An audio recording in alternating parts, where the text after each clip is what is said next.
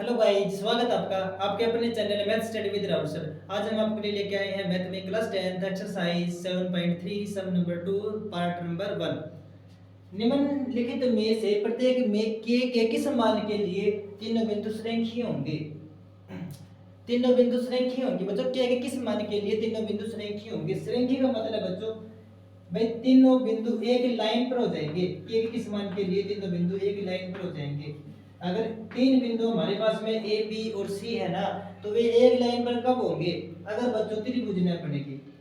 बताना बच्चों, क्या ये त्रिभुज बनाएगी? नहीं बनाएगी। अगर मैं इसको ऐसे लिख देता हूँ, अगर मैं इसको ऐसे लिख देता हूँ बच्चों, यहाँ पे मैं ए लिख दिया, ए सी लिख दिया और यहाँ पे लिख दिया मैंने बी, ठीक है ना। ए बी और बी सी लिख दिया, ठीक है ना। ए बी और ए बी सी लिख दिया, बात नो है मतलब ए बी सी ना एक त्रिभुज बना रही है, ठीक है ना।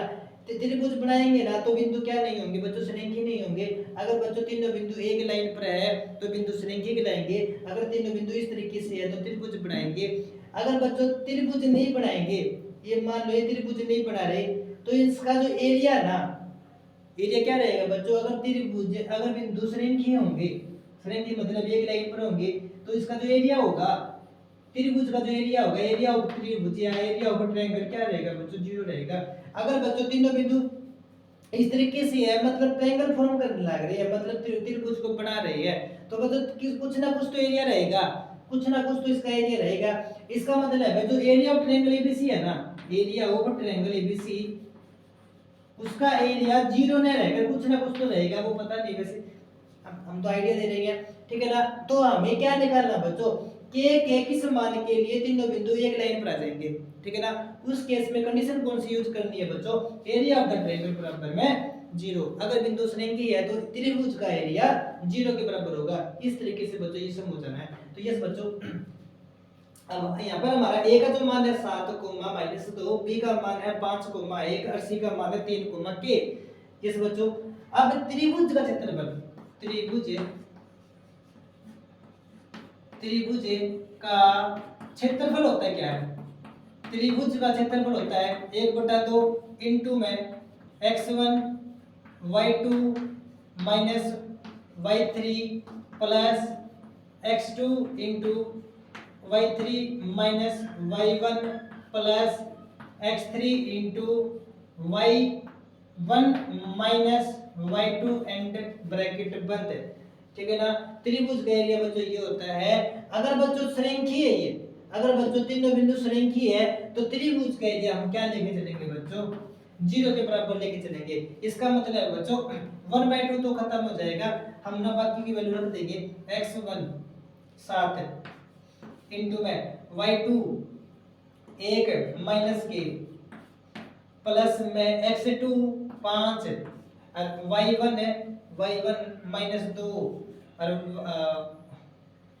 y3 था बच्चों, y3 के था, जैसे एक मिनट यहाँ से बच्चों वैल्यू गलत हो गई, कहाँ पर था, यहाँ पे था बच्चों x2 5 y3 के माइनस y1 कितना -2, माइनस माइनस बच्चों प्लस हो जाता है, plus x3 3 into y1 -2 and y2 -1, कुल मिला के एरिया ऑफ द त्रिभुज है, त्रिभुज का क्षेत्रफल है बराबर में 0। और सोल्व करते हैं बच्चों में, 7 एकम बच्चों 7 एकम 7 होता है, 7 और के की गुना 7 की हो जाएगी, प्लस में 5 के प्लस में 5 दूनी 10 माइनस के 3 हो गए बच्चों, 3 3 9 माइनस का 9 बराबर में क्या होता है बच्चों 0। 7 में से 5 गया, कितना बचेगा बच्चों, माइनस का 2 के बचेगा, माइनस का 2 के प्लस करके 10 में 7 जोड़ दिया बच्चों 17 में 3 हो गया, 17 में 3 हो गया बच्चों 8 बराबर में 0। -2 के अगर 8 के -8 के बराबर है तो के का मान क्या आ जाएगा बच्चों, के का मान आ जाएगा 8/2, कुल मिलाकर बच्चों 4, ठीक है ना। तो के बराबर 4 के लिए इस बच्चों के बराबर कितना आया, के बराबर 4 के लिए तीनों बिंदु श्रेणीय होंगे। जैसे बच्चों के बराबर 4 के लिए तीनों बिंदु श्रेणीय होंगे बच्चों, ये सब आपने इस तरीके से करना था। तो अब हम चलते हैं आपके अगले सवाल पर, पार्ट नंबर 2।